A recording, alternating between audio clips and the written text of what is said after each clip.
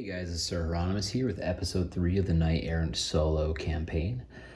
This is a very exciting episode here because we have finally discovered the resting place of the Grail, and we're going to move right into this because it's a pretty fun dungeon crawl we went into. So, the faction we're playing today is the Earl's Happy Few, and we're going to go over our roster in just a second. So this faction has quite a few level 1 knights at their disposal, which came in handy. So on this end we have a Kingsman. He is equipped with a halberd and chain. We have another Kingsman. He's equipped with chain and a battle axe. We have a Hospitaller in full plate.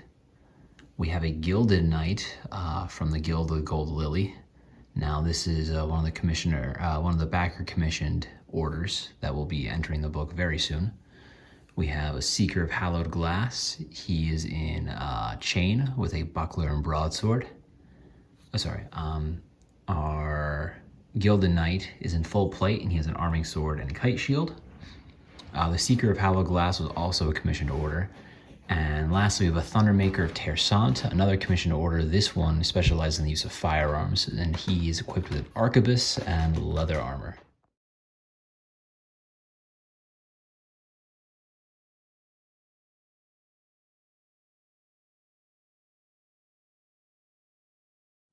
Going forward, I'm going to keep these models off the map just so I don't obscure any details, but my marching order is presented as is. As you can see, the chamber is pretty expansive, but there's a certain claustrophobic feeling you get from seeing to the edge of your torchlight, not knowing what's beyond it.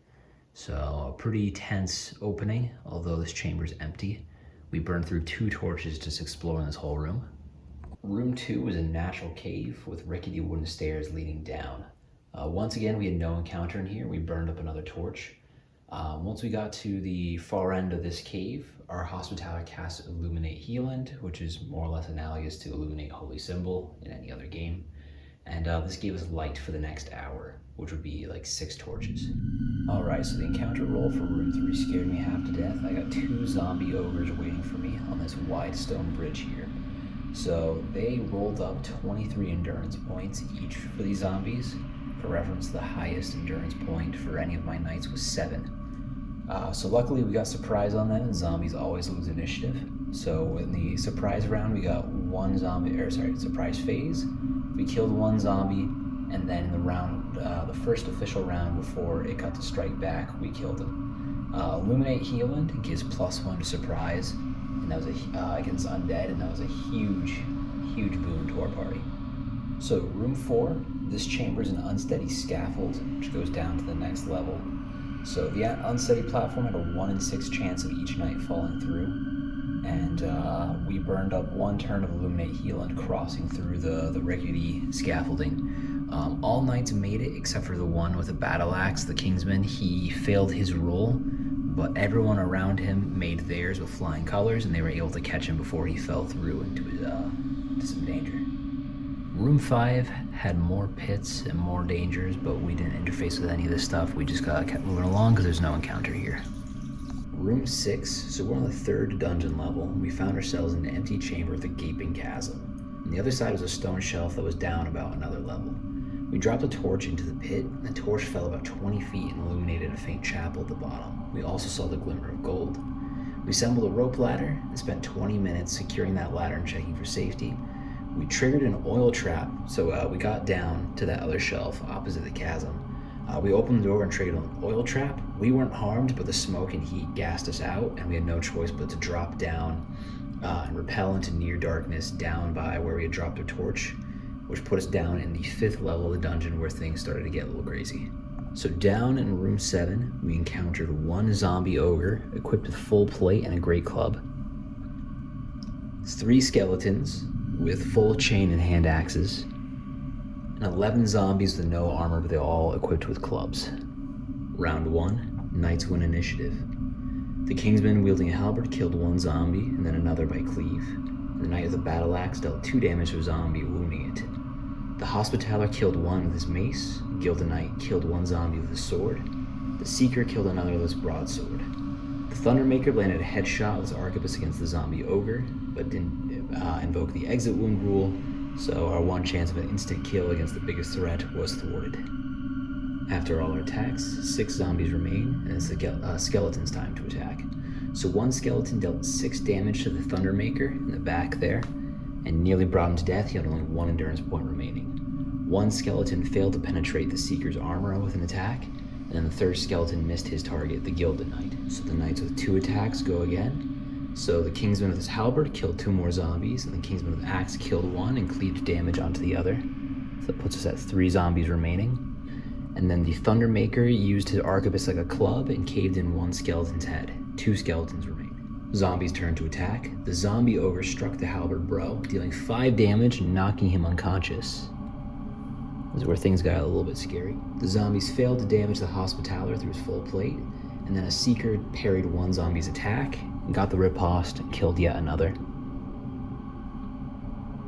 And then lastly, the Gilded Knight saved against the last zombie's attack. On to round 2. Round 2.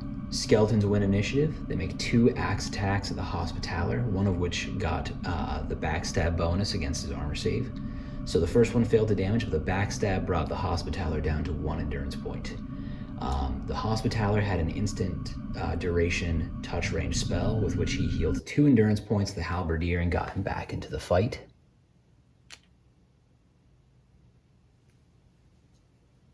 So our 2 swordsmen killed 1 zombie each. Zombies are out of the fight.